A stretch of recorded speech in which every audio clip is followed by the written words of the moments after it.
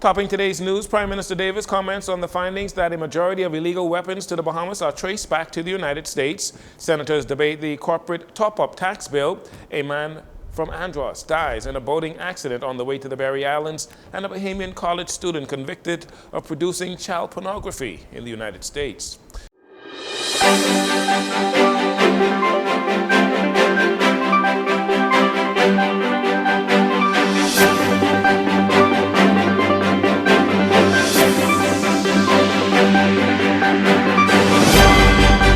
Bahamas. I'm Jcn. This is your JCN Evening News, and it's definitely a pleasure to have you join us. The Government Accountability Office in the United States research on gun trafficking found that 73% of guns recovered in the Caribbean can be traced back to the United States between 2018 and 2022. Out of 25 Caribbean countries in this study, the Bahamas making the highest percentage, while Trinidad and Tobago had the lowest percentage. The Bahamas had a total of 1,217 illegal weapons traced back to the United States.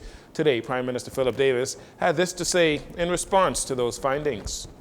Yeah, we've been talking about this proliferation of arms in our country that emanates from the United States for quite a while. Their report confirms what we believe, and I've always on the world stage been speaking about the fact that the United States' right to bear arms cannot translate or mean the right to traffic in arms. Additionally, Prime Minister Davis emphasized that progress is being made in the efforts to mitigate this issue of gun trafficking, reminding that the Bahamas government is working closely with the United States government on this matter.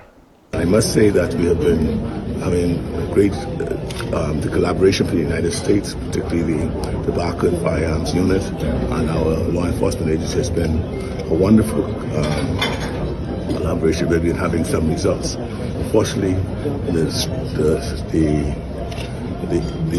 the trafficking is still continuing.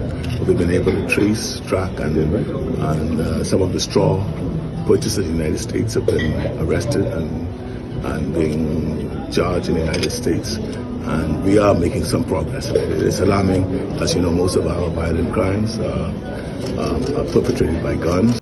The report suggests the influx of weapons to the Caribbean is a result of individuals with dual nationalities from the Caribbean countries who live in the United States and Canada, who purchase firearms and ship them to their home countries. Prime Minister Davis says efforts to halt this and other trafficking trends are intensifying. Senators debated and passed the Domestic Minimum Top-Up Tax Bill 2024 on Monday, with Attorney General Ryan Pinder moving the bill while making it clear that the final draft only came after extensive consultation. We revised the draft bill based upon feedback that we considered appropriate and tabled that bill in the House of Assembly. The level of detail and public consultation that went into this bill and a framework for business income tax in the Bahamas has been extensive, and I personally want to thank the public, the industry, and all affected multinational companies for their input in preparing this legislation. The Attorney General also wanted to make it clear that the new corporate tax applies to the entire Bahamas, including jurisdictions governed by the Grand Bahama Port Authority. The act is applicable to the entire Bahamas. Let me be clear about this. The act is applicable for the entire Bahamas, inclusive of the port area. Crystal clear. It must be applicable countrywide. Otherwise, there are genuine questions that exist as to whether the legislation would qualify for the under the OECD rules.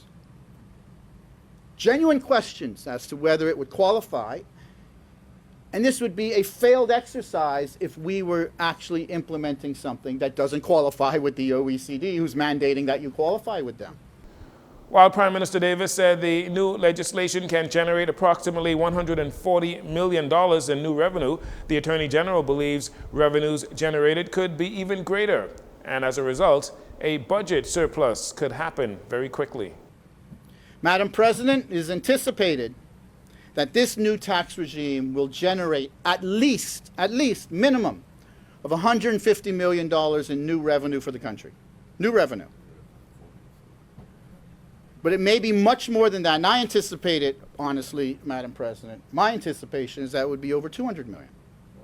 Absolutely. Absolutely. So my anticipation is it'd be in excess of $200 million in new revenue for the country. Minister, I think that puts us immediately in a budget surplus. Immediately in a budget surplus. For the first time in ever? Since independence? Wow. First time in independence, this could put us in an immediate budget surplus. Senator Pinder also noted that the domestic top-up bill includes incentives to attract multinational companies to choose the Bahamas as their home base as opposed to other countries. Free National Movement Senator Darren Henfield began his contribution by lamenting the fact that the Bahamas must once again bow to entities like the OECD to remain off their financial blacklist. Henfield says the opposition is not confident that the Davis administration will use the new source of revenue wisely. The Prime Minister actually went on to say, whilst moving the bill in Parliament on the 6th of November, I think that was the date, that the vast majority of Bahamian people have experienced lower taxes in the past 3 years. Not surprising, coming from him, though, as many Bahamians have concluded that the Prime Minister is out to lunch when it comes to what they're feeling. You have to, as leaders, Bahamians expect us to be in touch with their realities, right? In touch with their realities. So no Bahamian, Madam President, be they PLP, be they FNM, right, or completely politically indifferent, believes that this administration will use the projected windfall of $140 million to do anything about easing the burdens that they bear daily. Prime Minister Davis said the newfound wealth will support the government's transformative, people-focused agenda. Henfield challenged the government to write into law how the funds generated from the top-up tax will be used. Inflation happens all the time, but most of it is not our fault. We admit, we accept that. But our reaction to what inflation does within our economy is what we don't accept. That you can't do anything about it. Because we believe you can. We could have written into this law right now what we could do with this $140 million projected that we're going to receive, you know. We could say right now $50 million is going to social services. Write it in the law so that you will constrain yourselves and constrain us not to be tempted when we come to office to take that $50 million out of this money and do something with it that we think is going to get us elected. You could write that in the law right now and say, I'm going to use $100 million out of this to help poor Bahamians find housing. Just like that, you could write it into the law, if you wished. And so that's why I don't believe it's going to go anywhere toward helping the Bahamian people out of the misery that they're in. Mr. Henfield repeated the opposition's appeal to the government to take VAT off breadbasket items and off healthy food items as well. And finally, in this segment on Friday, during the graduation ceremony for 100 police officers at the Police Training College, Minister of National Security Wayne Munro, while addressing the new police officers, spoke to what they should have gained throughout the course of their training.